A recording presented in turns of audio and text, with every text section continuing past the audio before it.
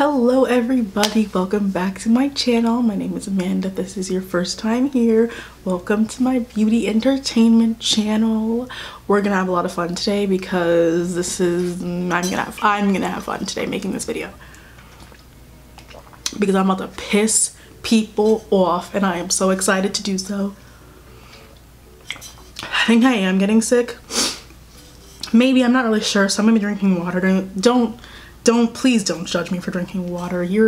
Never mind.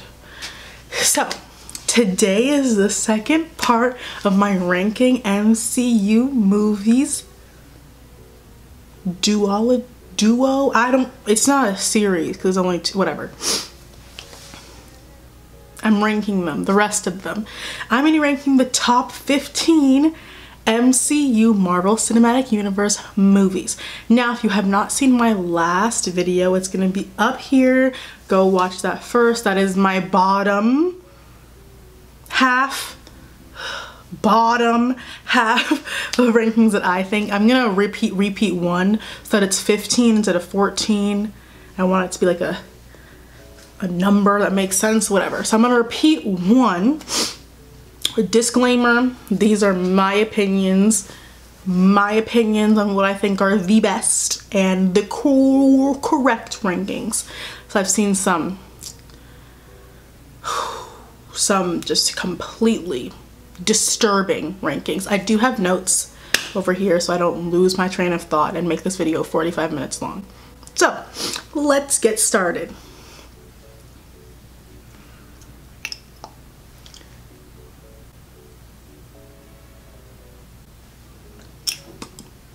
Period. All right, so number 15 is Captain Marvel. Why did I get so angry, you might ask? Why did I get so angry? So I watched this movie. I watched all of these movies before seeing Far From Home because everyone had been telling me to. I wanted to see Tom Holland on a big screen and I wanted to understand it. I watched Captain Marvel while I had food poisoning. Then I watched it again to make sure my food poisoning did not affect how I thought about the movie. It did not. This was a bad movie. This is a very bad movie. Here's what makes me mad. They took the most powerful, the strongest Avenger and gave her a mediocre movie. Are you kidding me?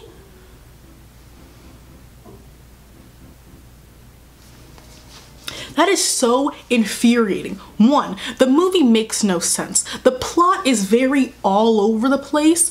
You can tell that this was a rushed film because my brother told me that they had to make this movie, they had to get this movie out before Endgame came out so it could make sense, obviously. We can tell because y'all rushed this. The plot, there are so many holes, there's so many signs of confusion. Like, Brie Larson cannot carry your entire movie. You can't put that on her. And that's what they did, and she tried. She did try to carry the entire movie. She did a very good job in acting or whatever, but this was weak film. But that was in my last video, so if you want to hear more of my thoughts, go watch that one. Now I'm gonna get into the rest of the rankings. So number 14 is Ant-Man and the Wasp. Now, in my opinion, there's nothing really wrong with this movie. So like, you might be asking, well, why is it number 14? And I'm just like, because there's nothing wrong with this movie. Like, there's nothing, it was a pretty average movie, at least in my opinion. Like, there was nothing to write home about. It was a good movie. I mean, Paul Rudd is obviously, but like, I didn't hate it, but I didn't like love it either. It was kind of just there. As I was watching all these movies, I was like, that was just like a almost forgettable one, honestly, but it wasn't bad. That's why it's up this high, is although it was forgettable, it wasn't a bad movie. Like, I would watch it again, but it's not the best. And also, your hand, huh? The girl, what's her, Ava Starr, the girl who like was that, they didn't think they should help her. It took them the whole movie to realize that they should help this poor girl Flops. Probably racist too. Anyway, that was just that movie. Number 13 is Avengers Endgame, period. I'll wait for the booing to stop. I'll wait. I'm about to read y'all. I'll wait.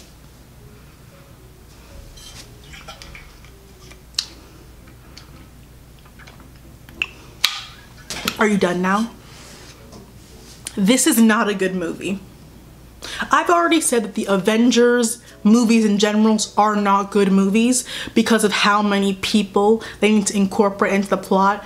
You can't write a good movie with like 20 main characters. We've seen how that went and it hasn't gone very well. Starting with this one. What the damn hell is all I have to say in response to this movie. Luckily, when I saw it, it was way after it already came out, so the theater was like there was no one in it and it was really small. So I was able to voice my grievances at the screen quite loudly, and I sure did. I sure did. There are so many. We're gonna start with the obvious.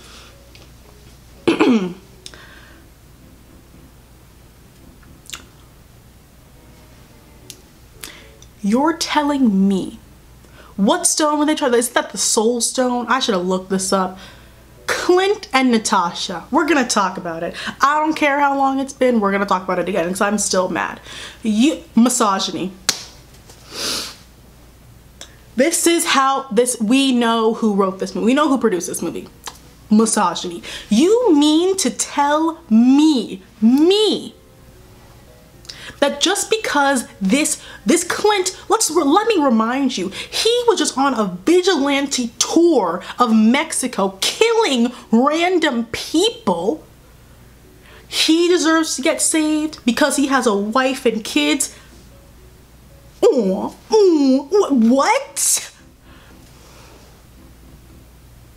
He gets to live. He gets to live because that's his one redeemable quality, that he has wife and kids. Natasha was sterilized against her will, so maybe that has to. I think it's drugs. I think it's drugs and misogyny, because misogyny is a drug. People have been sniffing it for the past 200 years. It's a real kicker. First issue, that. Second issue, Gamora coming back made no sense. They didn't need to do that. I know she died. She did die. Let her die or keep her alive. Her coming back so you can write a third movie flops. Figure out a I mean, I like Gamora's character, so I was like, oh, she's back. But then she was obviously confused because she was from the past. Or was it the future? The past, right? The past. I don't know. Then we get to the third issue. So back to that. Why I'm confused about the past, the present, or the future. To understand this movie, I think you need to watch it twice to really get, I mean, it wasn't that hard to understand, like, when they were in the past, when they were in the present. But if you weren't like actively paying attention, which I'm sure most people were, but you had to be actively paying attention to get what time period they were in. That's not anyone's fault. I just wanted to say that. Third, so Tony Stark. I am over it. I was sad when he died, but I'm over it now. I think him dying does make sense a little bit. I'm still mad about it. Not necessarily mad, but just like, I mean, at least he went out like a hero. He became a better person, because I hated Tony Stark before. Go watch. The problem that really got me. Making Steve Rogers go back and then having him stay there and grow old was cop-out. What was easy writing, it was cheap. It was cheap. Why would you do that? So you're gonna get rid of Tony Stark and Steve Rogers in less than 10 minutes. Why would you do that? Why would you do that? Why would you do, what do you gain? What did they gain? What? There's nothing, ow, there's nothing in there. It's completely empty, it's hollow. Good thing about Endgame, the reason it's not like in my bottom draw is because of that scene. You know what scene I'm talking about, when Doctor Strange comes in and they all come in. That scene alone is why this is in the top 15. But that scene cannot carry an entire, how long? Was this movie 3 hours long? Can't carry the entire movie. But it did save it. It did save it. So they should thank whoever came up with the idea for that scene, whoever did the cinematography for that scene deserves the award, not anyone else. Next, number 12 is Guardians of the Galaxy Volume 1. So, 1, I'm mad at everyone who told me this movie was gonna be funny. Let me explain to you why. This movie was not that funny, like at all. Like, I laughed maybe 3 times, and I was like, did I not get the jokes? Because I'm like, Chris Pratt is funny. Like, say what you want about him, he's a funny person. Why wasn't that movie funny? That's why it's kind of low. But it was good, and like it was better than the rest of the movies in the lower half. Like, that's, all of these movies are better, but that doesn't make them incredible. That's why this one's number 12 and not anywhere near the top 5. It was a strange, it was a weird introduction to the Guardians. Like, it didn't, here's my issue. A lot of these movies don't make no damn sense. There's a lot of plot holes. There's a lot of like confusion. Like, I watched it and I was confused. Things were not explained clearly enough, at least to me. Maybe it was because I was like, I've never seen any of these movies before, but like, I feel like should be able to understand them, because I was even watching in order, so I'm like, how do I not get what's going on? Whatever. This movie was average. Number 11 is the first Avengers movie. So this is my second favorite Avengers movie. Yeah, right, my second favorite Avengers movie. I think it really did a good job of bringing all like the main or original Avengers together, and this is why this one is ranked higher.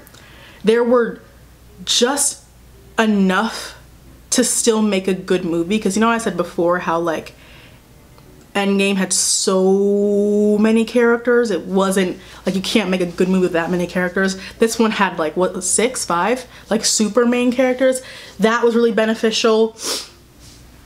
The villain, I wrote this down, the villains were terrifying in this movie. The things that came out of the sky, I was physically uncomfortable watching the screen, and that's what I want a movie to do. Get me in my soul, make me shake, make me confused. And then I wrote this down. So on the helicarrier, when they were all fighting or whatever, and then like Bruce becomes the Hulk again, literally, keep it together, Bruce. Because he caused all the issues, and I'm like, okay, I get it. Being the Hulk is like new and challenge. Keep it together. Keep it together. Please, I'm sorry. Because now Loki escaped. All because you couldn't keep it together. Flop. Anyway, moving on. Number 10 is Infinity War. This is my favorite Avengers movie. This is my favorite, and I do think it's the best as well. Even though it has like all of the characters, and I just said having too many characters is not good for a movie, I think this movie was really well done. Like, there were no plot holes, there were no continuity errors, there was no confusion. Like, this movie brought everything together and it made it make sense. Like, I hope that made sense. Like, it was a good way to see all the characters in one space. It was very well done. But I can't put any Avengers movies above number 10 just because there are so many characters. You objectively cannot have a good movie with more than 5 to 6 main characters. Like, objectively speaking, that's just my opinion though. Oh, water. I have to stay hydrated.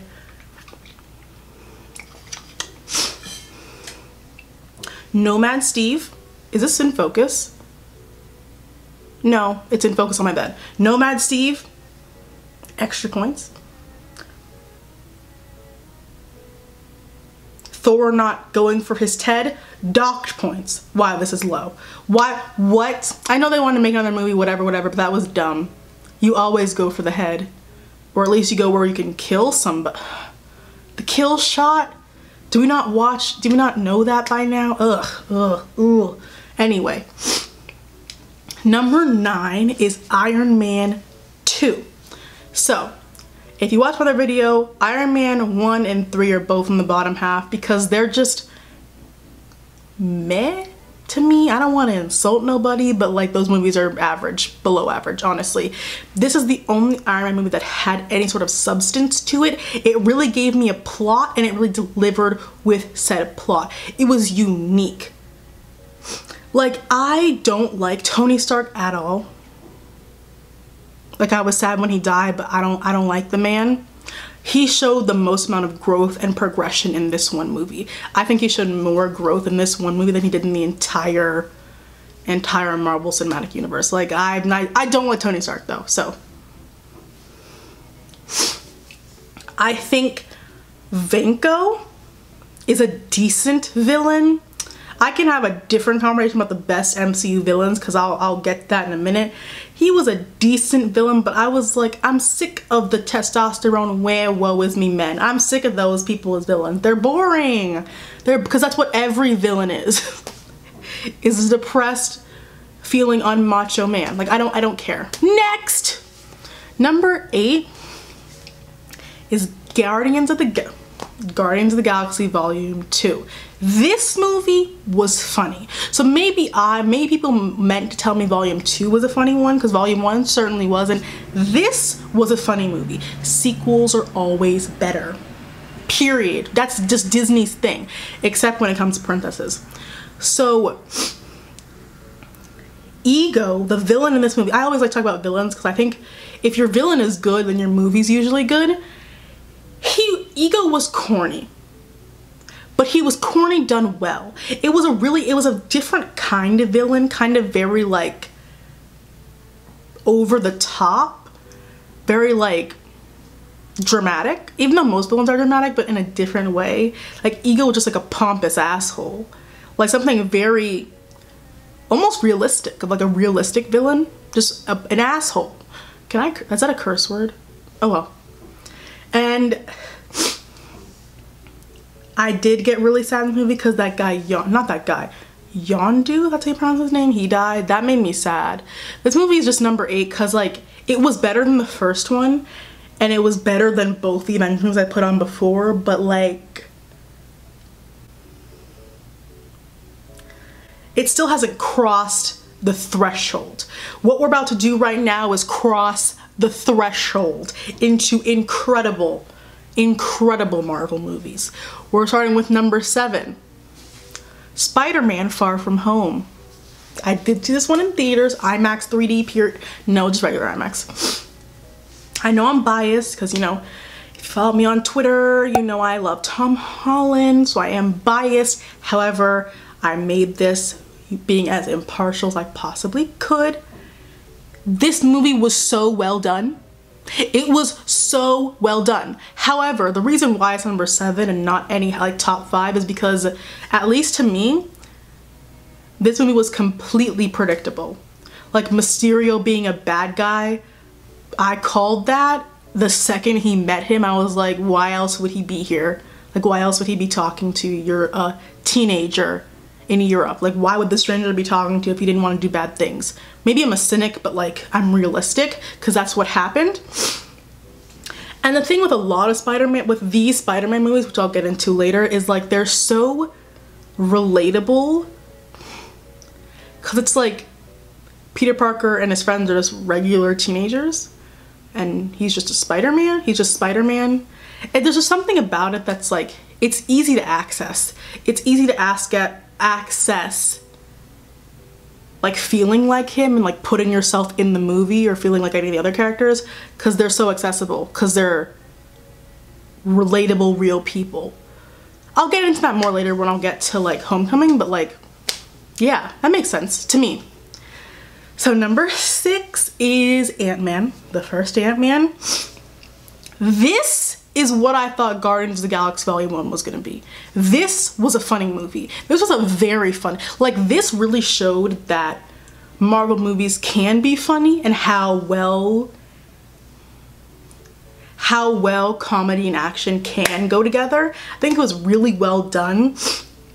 And it might be because of Paul Rudd. Because Paul Rudd has this indescribable quality as an actor that I like, it's indescribable. I cannot describe to you what Paul Rudd has, but he has this it factor where he's able to deliver the line in such a way that it like hit, he's so talented. He's stunning as well, but he's also so talented. That's why this movie is so high. Ant-Man and the Wasp, they brought in another person, goodbye. That's why that one's lower. But this was just Paul Rudd and Paul Rudd by himself. So like, I really liked it.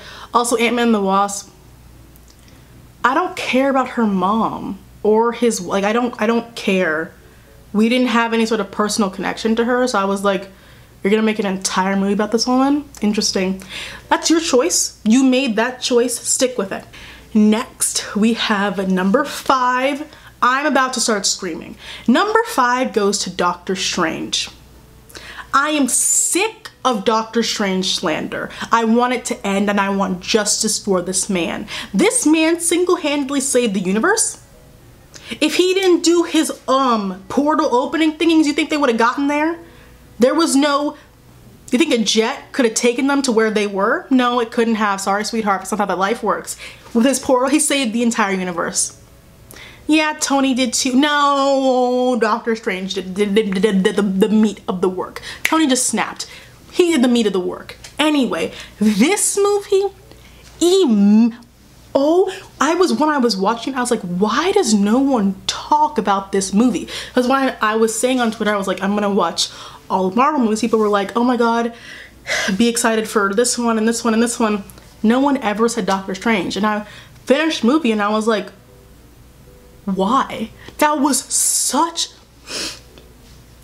a well done movie in terms of like just how it stands out so much from every other Marvel movie. Like, it's weird. It's a weird movie, but it was so well crafted. Why does no one talk about these movies? This is something I wrote down. I don't mean to be rude, but this movie requires a certain level of intelligence to watch it. And I think that's why people don't get it. It's because they're not able to like get it. Just like a show like Game of Thrones, I think you have to be sort of kind of smart to watch that show. Otherwise you won't get it. Because Game of Thrones is so confusing, but I'm not talking about that right now. But like, that's why I feel like it's not talked about enough, because people aren't understanding it. Even though it's not that hard to I don't know what I'm saying, but like, I hope you got what I'm saying. People are dumb in this world. So anyway, and what I was talking about before about how it stands out so well from other Marvel movies is a lot of Marvel movies, for like some people, can really blend together and kind of become the same, because not all of them, but some of them a lot of them follow the exact same like storyboard. It's like the same thing over and over again. This one added elements of like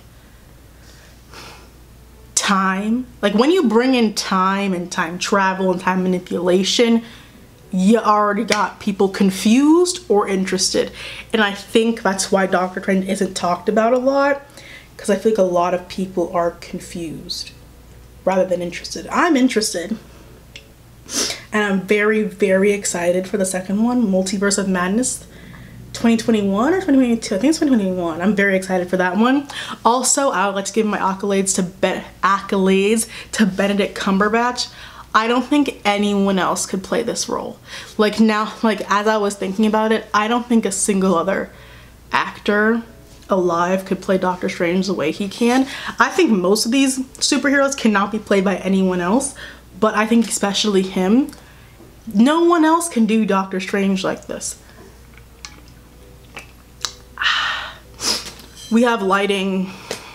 It gets dark at 4, so I don't know what to tell you. I'm trying to pre-film, leave me alone.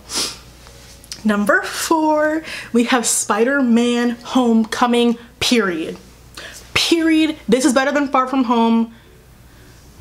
Why? Because it wasn't predictable. I couldn't predict any of this movie happening, and I'm usually pretty good at that.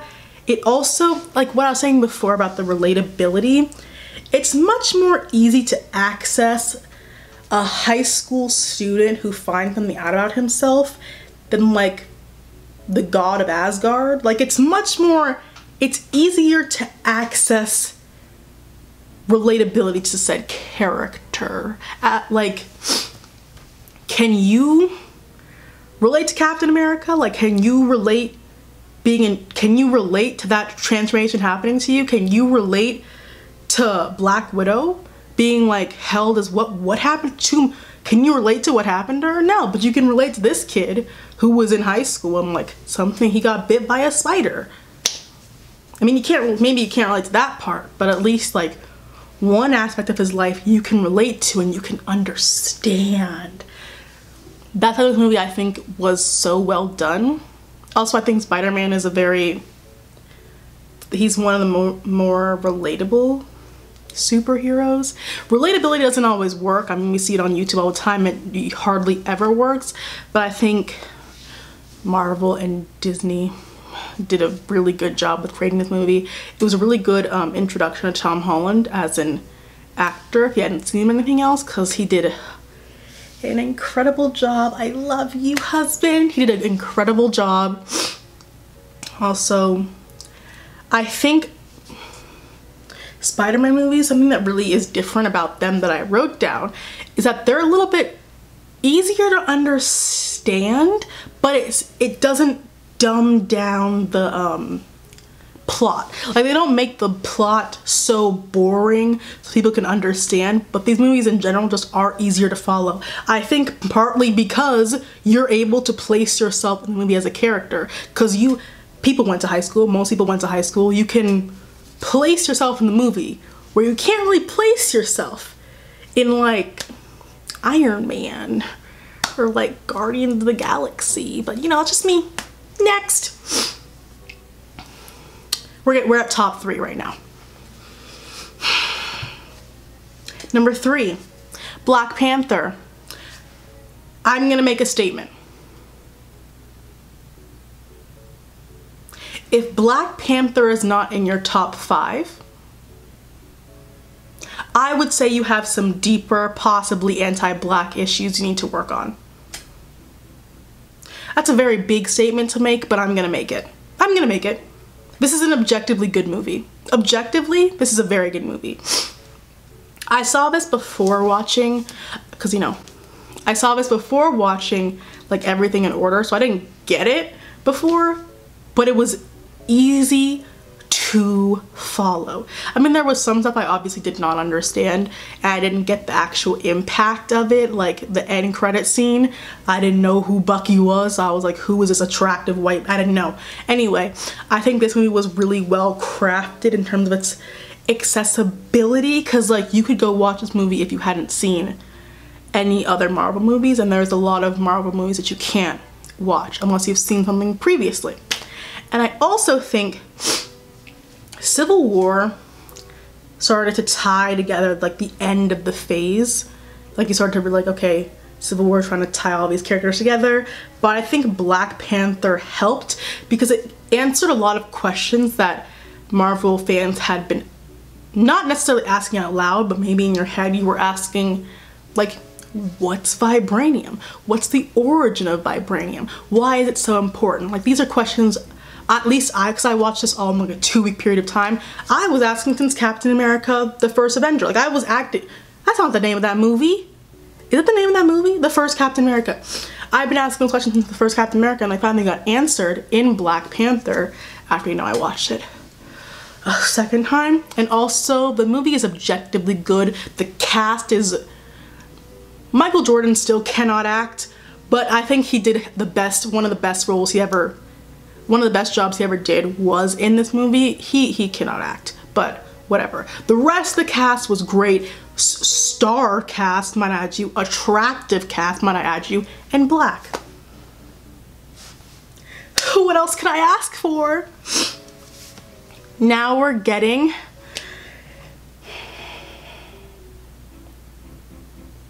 the top two. You already know what's coming. If you have ever followed me on Twitter like for one day, you know what's coming. Number 2 is Thor Ragnarok. Now Thor had some work to do after Thor: The Dark World. That was one of the worst movies of all time. Objectively just bad. A blunder, kind of a stain on the shirt of the Marvel Cinematic Universe, in my opinion. So they had a lot of catching up to do. They had to really come out with fire to make up for that. And they did. This movie was so good. Ooh! Why was this movie so good? Y'all remember about 5 minutes ago, maybe 10, when I said that a villain makes a movie?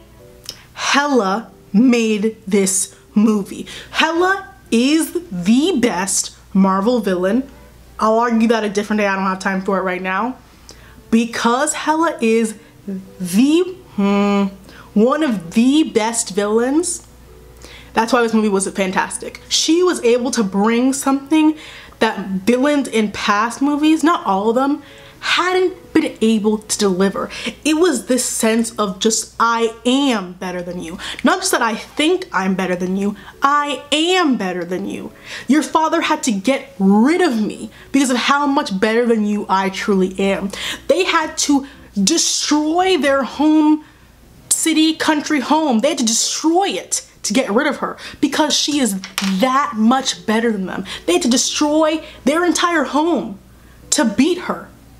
I would say that's what you didn't win. Thor and Loki, and they didn't win. They lost because they had to forfeit by destroying their entire home.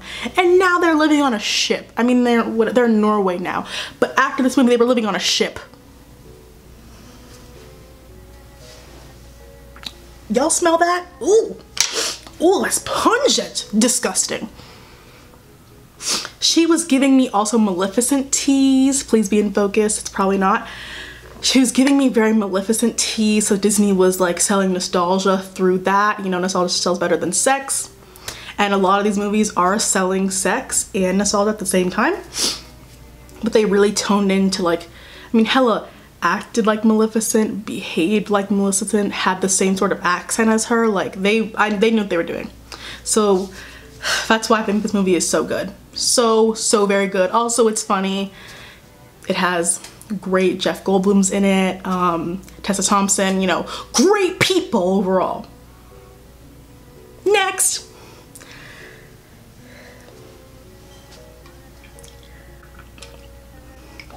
You already know what's coming. You already know what's coming. You already know what's coming because it's here. The best and also my favorite, but the best Marvel movie is Captain America: The Winter Soldier.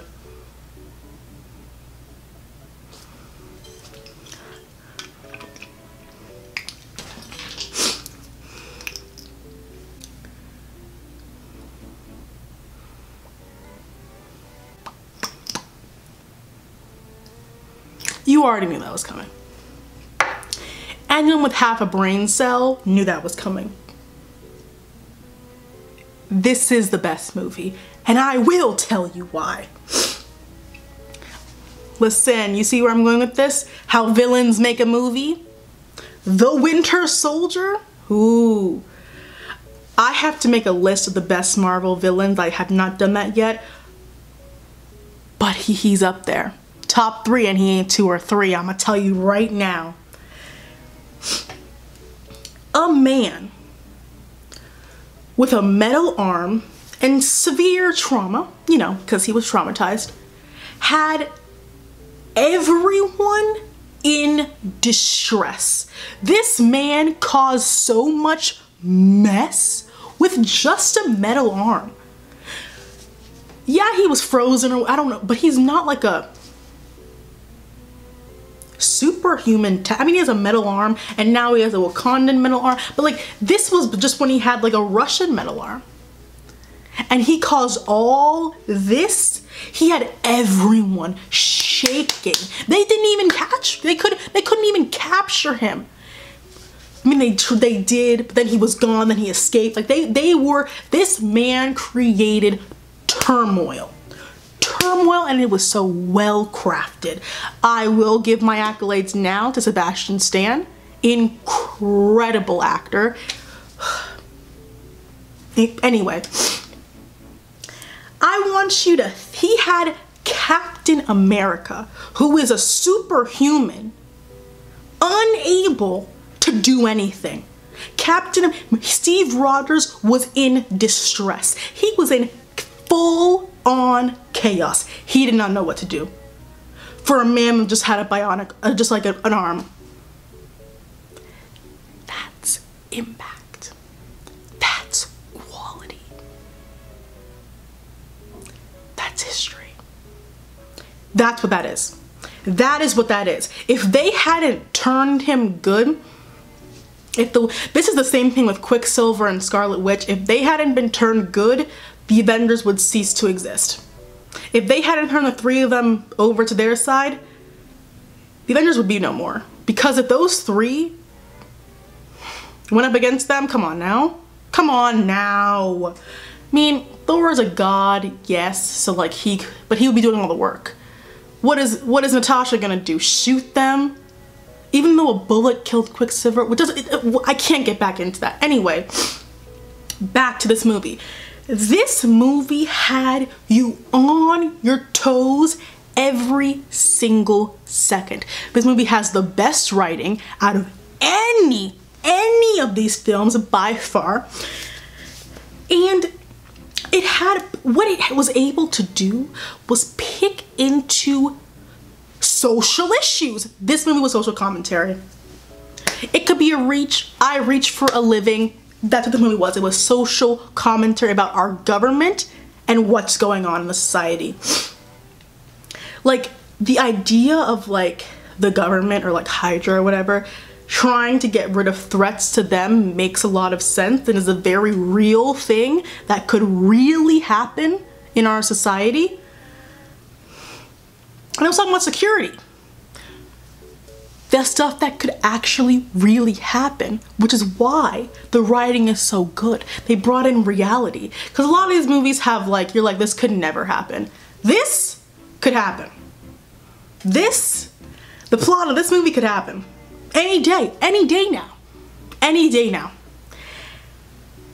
And I also wrote at the end, like, it's funny how Quicksilver and Scarlet Witch were in the end credit scene because the three of them together, with how much distress they caused the Avengers, like Quicksilver and Scarlet Witch alone, if they didn't know, if they didn't turn those two, it would have been lights out for the Avengers. And we all know that good and damn well.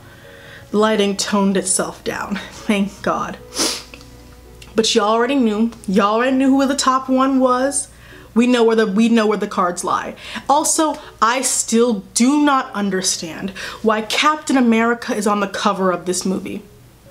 Let me look up because I know the cover that comes up on iTunes and that comes on Disney Plus, because it is on Disney Plus. I am very, very, very excited. But the cover that comes up like when the movie actually was out, why on earth is the person who caused all of this distress and commotion in the back corner? Why is he the same size as the head of the Hydra guy? Does this make sense to you? Does this make sense to you? Captain Steve Rogers, who was in distress and shambles due to the Winter Soldier, is in the center.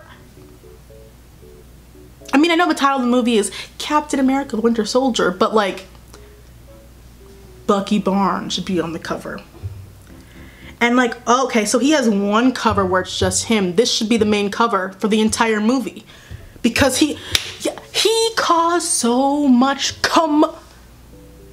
Like, he had Captain America's like a bionic superhuman.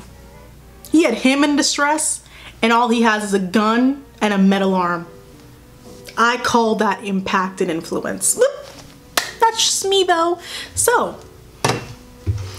I hope I made you mad. If you are mad, please feel free to let me know in the comments. Let me think what your top 15 MCU movies are. I might make the top villains. Thanos is not anywhere near them.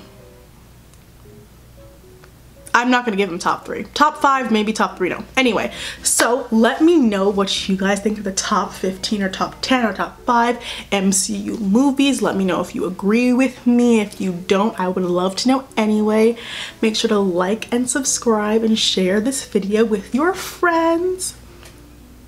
And yeah, thank you guys so much for watching, and I'll see you guys in my next video. Bye bye.